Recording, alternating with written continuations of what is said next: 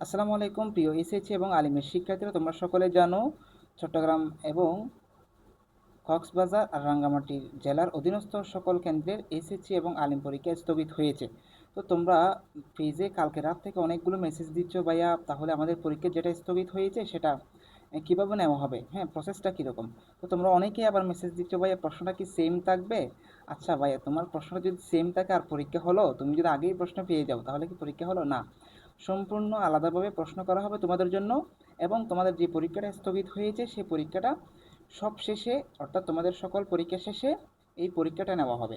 So তোমাদের এরকম কোনো মনে করার কারণ নাই যে সেম প্রশ্নে পরীক্ষা হবে, কেউ এরকম মনে করি না। সুতরাং তোমাদের যে গ্যাপটা আছে 3 দিনের, সেই গ্যাপটার মধ্যে তোমরা তোমাদের কঠিন বিষয়গুলোর উপরে তোমরা রিভিশন দাও। আইসিটি কিংবা ইংরেজি প্রথম দ্বিতীয় আছে মাদ্রাসার স্টুডেন্টদের, তোমরা একটু ভালো করে পড়ো সেগুলো।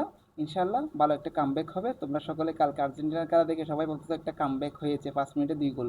হ্যাঁ, তোমরা একটা কামব্যাক দাও। হ্যাঁ, তোমরা তোমাদের পরীক্ষার জন্য একটা পড়ালেখা কামব্যাক দাও, ইনশাল্লাহ হয়ে যাবে। ঠিক আছে, যদি 5 মিনিটে 2 গোল হয়ে যায়, তুমি কেন এ প্লাস পাবা না? তুমি কেন কামব্যাক দিতে পারবে না? অসম্ভবকে সম্ভব করা যায়।